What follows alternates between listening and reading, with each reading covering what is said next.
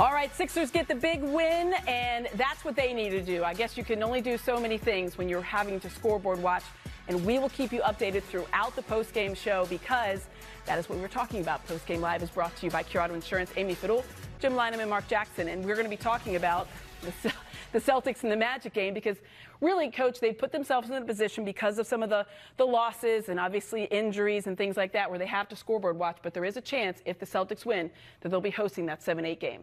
Yeah, which would be a big deal. You heard Tyrese Maxey there post-game. He certainly would love to have that home crowd for that game. Yeah, I mean, Mark, you've been in a situation like this. Do you ever remember watching the scoreboard as much as the Sixers are probably watching it, right? They're in that locker room right now, all pulling up that Celtics game on their phone. Absolutely, because that determines whether they're leaving tonight or they're going to be going back home.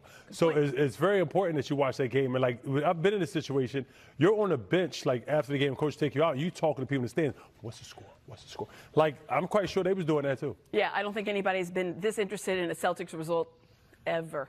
I'm just going to say ever. No one's ever wanted the Celtics to win, certainly here in Philadelphia, more than they want them tonight, because it would be great to have one more game. The good news about that 7-8 game is that the Sixers get 2 bites at the apple. So if you win that game, you're the 7 seed and you'll face the Celtics.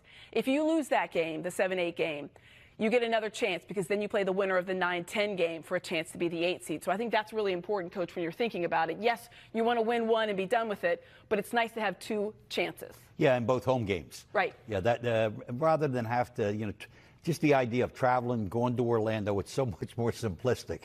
Have a home game, win your home game, wait for the playoff. And call it a day. And that one, obviously, right now the Celtics are leading. It is still early. There's still plenty of time left in the fourth quarter. I think there's, 4 minutes left in the fourth quarter. So don't turn it off. I'm just going to tell you about it. You don't need to watch it. You can watch us and then watch on your phone and just check for the updates. I'll give them to you as well. But, Mark Jackson, have you ever rooted for the Celtics in your life? Not one time ever. Sure ever, Amy. Not one single time. But I must admit, I am tonight. Yeah, I know Coach has, and I'm not even going to bother asking him. There's no way he ever rooted for the Celtics in this one. But, Coach, you heard Tyrese Maxey, and it's something he said after the Pacers game. They're looking to keep the vibes high, and a vibe high thing would be obviously hosting. But I feel like getting this win tonight, taking care of the third quarter was really big. This was a scrappy Bucks team. And obviously, they weren't playing a lot of people, but there's a lot of guys that I thought A.J. Green did a nice job. Cormac Ryan did a nice job. So you were having some players show up. The Sixers needed to answer, and they did. Yeah, they did, and typically it was Tyrese Maxey who rang the bell.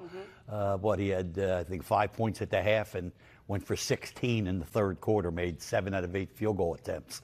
And I thought also, when you get your lead guy, like all of a sudden displaying that kind of energy, scoring points at that clip, believe it or not, it kind of infuses defense in the group. And as a result, they shut down the Bucks at the other end. Yeah, in the second quarter, the Bucks shot 72%. And, Mark, in the third quarter, the Bucks shot about 25%. Yeah. Defensively, they had to do something because the Bucks were getting all kinds of good looks, especially from 3. Yeah, absolutely. Well, we ratcheted the defense up tremendously, and I think they came in with momentum. We were playing well in the second half, but them rotation guys was deep in the bench that was getting off in the first half.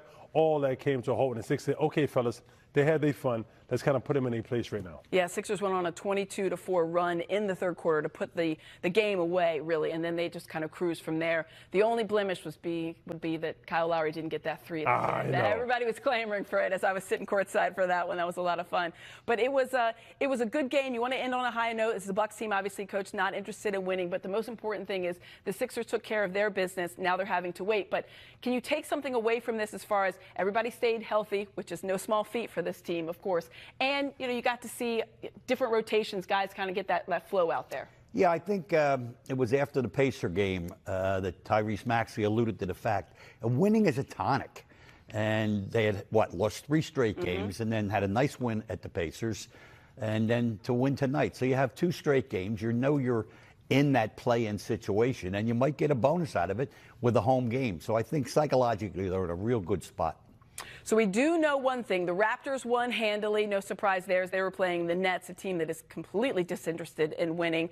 They won going away. We're still awaiting the result of the Celtics Magic game, but we do know because of that Raptors win that it's going to be the Sixers and the Magic. What we don't know is who's the 7 seed and who's the 8 seed, a.k.a. who's going to be hosting that first play-in game. We will keep you updated on that, but let's check in now with Nick Nurse. kind of seeing the difference in Tyrese from first half to second half? He was able to get going, obviously, in the third. Yeah, I mean, I think it's a little bit of a difficult game to play, and I don't think we came out with a lot of life and kind of wanted it to be easier than it was going to be. It's always the case in this league, and I just think we came up and he just came out and turned up his work rate and aggressiveness and all that stuff in the second half. Played more like himself. Yeah. Andre was able to give you guys a big lift, and he's kind of been able to really play well for you guys the last couple of games, really. I guess, what are you maybe seeing out of him? Yeah, he's done a good job, no doubt about it, and we've needed him to. So that's been good. Just a little bit of everything. I think the rebounding always is a big one, but a couple good passes, some back cut passes, two of them at least tonight, and some good number of offensive rebounds, getting us some extra possessions. I know he has 6 of them. He might have got 3 of them on his own shot there a couple times, or one time, but he finished, so it doesn't matter as long as he doesn't leave until it's in the basket. But just pretty good, solid play. And I thought defensively he started getting up. That was the one thing at halftime we weren't doing at all. We weren't up pressure in the 5s, and they were wheeling and dealing, handing off to all those 3-point shooters. But he got up, played really aggressive in the second. I thought it was probably the best thing he did. Toronto just clinched the 6th seed, so you guys are going to play Orlando in the play-in. Where that happens, we still won't know for a little bit. But based on your season series with the Magic and what you know about that roster, what stands out to you as sort of the challenges of facing? Yeah, pretty physical team. Looks like they got everybody back now too. I think they're pretty much fully healthy, so that's a very talented team. They haven't hardly been healthy all year. The big wings and aggressive guards. Suggs and Bain are 2 competitive, physical guys back there. Banchero and Wagner at the wings, and they got some decent depth. Black has had a great season when he's been healthy too.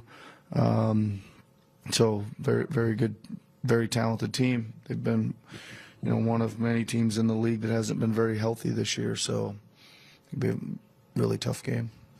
That continuity that you were talking about, trying to build a little more of that before the game, do you feel like you took steps in that direction? Well, I think we found a few things out, but I also think that almost everybody left on a fairly good note, right? Some guys hit some shots and some guys played well, and I think that's important because it wasn't feeling very good there in the first half, so it was good to everybody got some touches and made some plays and guarded a little better and all that stuff. So, yeah, it was okay take the win for sure, but it was okay from that standpoint. Yeah.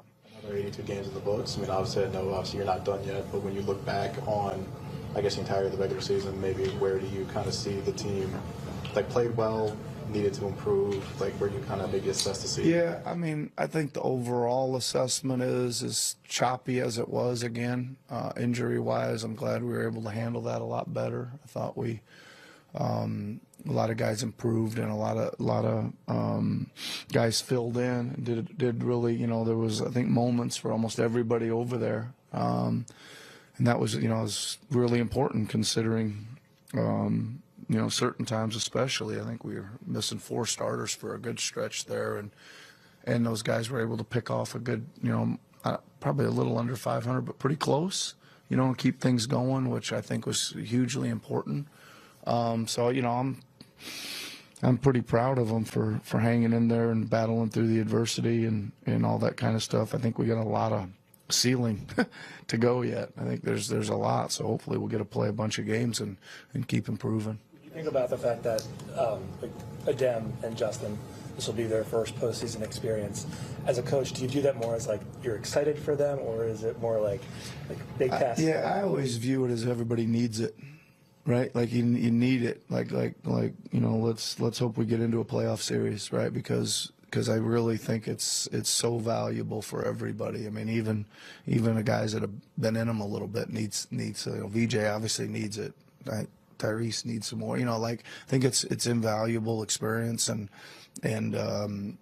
that's why you really want to get in it and go through it. After you go through an 82-game. The long season, what is it like to sort of have the mindset flip where it's not a win-or-go-home situation for you guys, but it really is okay, we need to win at least one to get into the series. What does that feel like as a group, and how do you sort of get everyone's mindset? Yeah, I mean, I think I'm excited about it. I think understand the importance of each possession, right, and the intensity of, and the physicality and all that stuff's gonna go up, and you better be ready to meet that challenge. And I think that's good. I mean, I think it's getting our awareness kind of heightened a little bit will help us. For you or the guys that were in the game against the Heat a couple years ago, how does that experience with the format help you going in?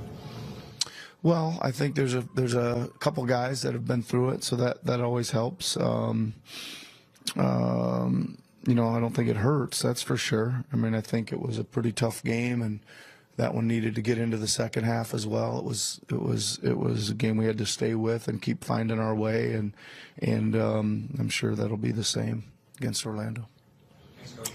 So you heard Nick Nurse talking about they will face Orlando. We do not know who will be hosting that game. If the Sixers are the 7, they'll host it.